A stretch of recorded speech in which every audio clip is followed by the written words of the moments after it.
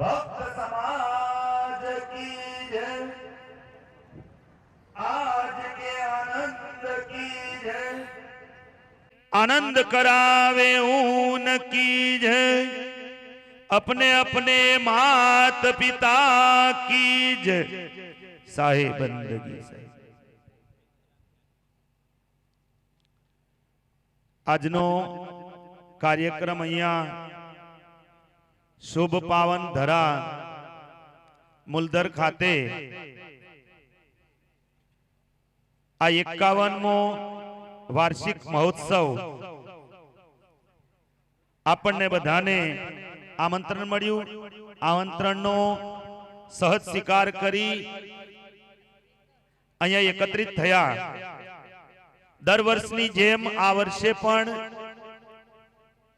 51મા વાર્ષિક ભવ્ય સત્સંગ સમારોહમાં ગુરુદેવ શ્રી નરેશ સાહેબજી અને સદગુરુ દયાલ સેવા ટ્રસ્ટ તરફથી આપણને બધાને આમંત્રણ મળ્યું. આમંત્રણનો સહ સ્વીકાર કરી અહીં એકત્રિત થયા. દર્શન પરસનનો લાવો લીધો. દર વર્ષે આ કબીર આશ્રમ તરફથી ભોજન ભજન સત્સંગ અને પુરુષાર્થ નો કાર્યક્રમ રાખી પોતે સત્સંગનો લાભ લે, આપણને બધાને સત્સંગનો લાભ લેવડાવે છે. ધન્યવાદ છે એમની ગુરુ ભક્તિને, ધન્યવાદ છે એમના ધર્મ પ્રત્યે રુચિ, અને ધન્યવાદ છે એમના ભક્તિને કે આપણને આવો સુંદર મોકો સત્સંગનો, ભજનનો, કીર્તનનો, દર્શન પરસનનો લાવો આપણને અપાવી રહ્યા છે. સત્સંગ તો આપણને આ ક્ષેત્રમાં દરરોજ જ આપણે સાંભળીએ છીએ. સંતોના દર્શનાર્થે, સંતોની વાણી, સત્સંગ, વિચાર મનુષ્યના જીવનમાં સુખદ જિંદગી બનાવવા માટેના એવા સદવિચાર, જ્ઞાન, ભક્તિની ચર્ચાથી આપણે લાભાન્વિત થઈએ છીએ. આજે ગુરુદેવ શ્રી નરેશ સાહેબના સાનિધ્યમાં પુંજની અર્ચનીય સંત મહાત્માઓ, વિવિધ આશ્રમોના દિવાન સાહેબો, વડીલ ભક્ત સજ્જનો, યુવાન બંધુઓ, માતાઓ, બહેનો અને બાળકો દર વર્ષની જેમ આ વર્ષે પણ આપણે મળ્યા છીએ. ત્યારે સત્સંગ તરફ, ભક્તિ તરફ, સદવિચાર તરફ, જ્ઞાન તરફ આપણે આપણા જીવનને વાળીએ. ગુરુ પ્રત્યેની શ્રદ્ધા, સંતો પ્રત્યેની શ્રદ્ધા અને ભક્તિમાં રુચિ ધરાવીએ તો આપણું જીવન કલ્યાણકારી બને. મનુષ્યનું જીવન પસાર કરવા માટે મનુષ્યને શબ્દની બહુ જરૂર છે. એટલે સદગુરુ કબીર સાહેબ શબ્દમાં કહે છે, શબ્દ શબ્દ બહુ અંતર, સાર શબ્દ મથી લીજીએ. शब्द शब्द में बहु अंतर, सार शब्द मथी लीजिए. कहे कबीर जहां सार शब्द नहीं, ध्रुग जीवन जीजे. शब्द शब्द ની અંદર બહુ અંતર ભરેલું છે. આજે મનુષ્ય એવા શબ્દોનો ઉપયોગ કરે છે, એવા શબ્દો સાંભળે છે. સદગુરુ કબીર સાહેબના શબ્દો માર્મિક, ધાર્મિક અને તાર્કિક, નિર્ણયપરક શબ્દોને આપણે શ્રવણ કરીએ તો આપણું જીવન નિર્ણયપરક બને. આજે વર્તમાન કાળની અંદર એવા શબ્દો આ સંસારમાં ગુંજે છે. શબ્દોની અંદર અંધશ્રદ્ધા વાળા શબ્દો, ખોટી માનંદી વાળા શબ્દો, રાગ દ્વેષ કલહ કલ્પના વાળા શબ્દો, આવા શબ્દોને શ્રવણ કરીને પણ માણસ પોતાનું જીવન ભ્રમમય, અંધકારમય, અજ્ઞાનમય પસાર કરે છે. એટલે કબીર સાહેબ કે શબ્દ શબ્દ બહુ અંતર. શબ્દો શબ્દોની અંદર બહુ અંતર ભરેલો છે. માર્મિક, ધાર્મિક અને તાર્કિક શબ્દો આપણે જીવનમાં ઉતારવા જોઈએ.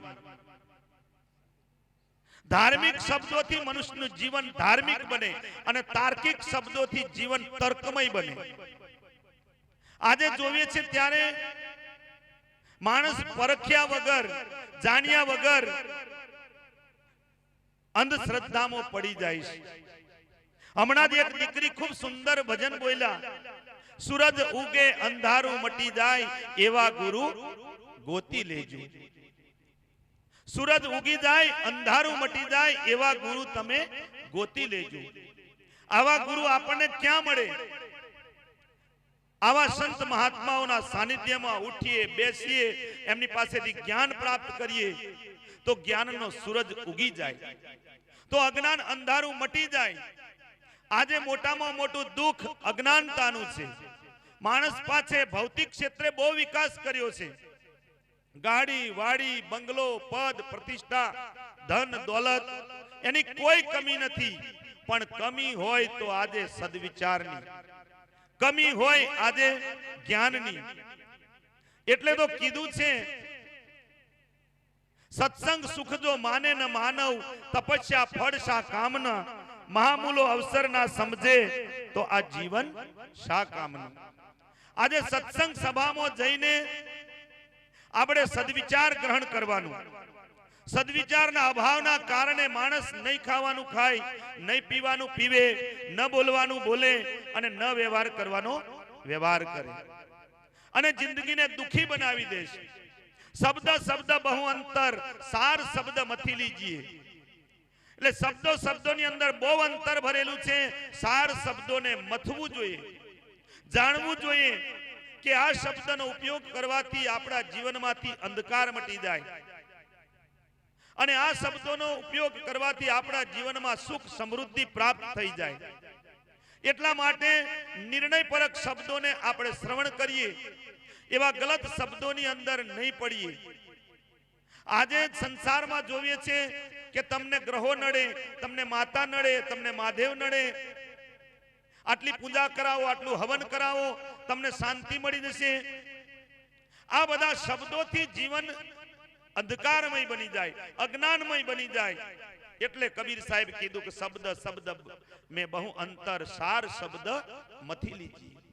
સાર શબ્દોને મથીએ, જાણીએ અને ગુરુ સંતોની પાસે જઈને આપણે પૂછી જોઈએ કે સાહેબ આ દુઃખોનું નિવારણ કેવી રીતે થાય, અમને શાંતિ કેવી રીતે મળે, સુખ કેવી રીતે મળે. કબીર સાહેબ તો બીજકમાં લખ્યું, કરહું વિચાર જો સબ દુઃખ જાય. વિચાર કરો તો બધું દુઃખ મટી જાય. પણ આપણે વિચાર કેવા કરીએ?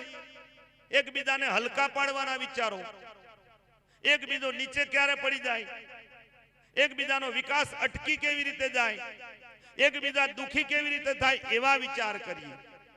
કરહું વિચાર જો સબ દુઃખ જાય, એવા વિચાર કરીએ. સમતા ભાવ વાળા વિચાર, પ્રેમ વાળા વિચાર, સંપથી જીવીએ, શાંતિથી જીવીએ, બીજાને શાંતિથી જીવવા દઈએ, એવા શુભ વિચાર કરીએ તો કરહું વિચાર સબ દુઃખ જાય. પરહરી જૂઠા કેરી સગાઈ. વિચાર કરીને જૂઠી સગાઈઓને આપણે ત્યાગવું પડશે. વ્યસન, દૂષણ, રાગ, દ્વેષ, કલહ, કલ્પના, વેર, ઝેર, ઝઘડા, ઝંઝટ, આ બધું છોડીને આપણું જીવન ભક્તિમય, સંસ્કારમય બનાવીએ તો આપણું જીવન સુખદ બને. શબ્દ શબ્દ में बहु अंतर, सार शब्द मथी लीजिए. कहे कबीर जहां सार शब्द नहीं, ध्रुव जीवन जीजे. सद्विचाરના અભાવના કારણે આજે આપણે માણસ જીવન ધિક્કારમય જીવે છે, પશ્ચાતાપ વાળું જીવન જીવે. એટલે સંતોના સંગમાં, ભક્તિમાં રહીને સારા સારા વિચારોને આપણે ગ્રહણ કરીએ, આપણું જીવન નિર્વ્યસની બનાવીએ.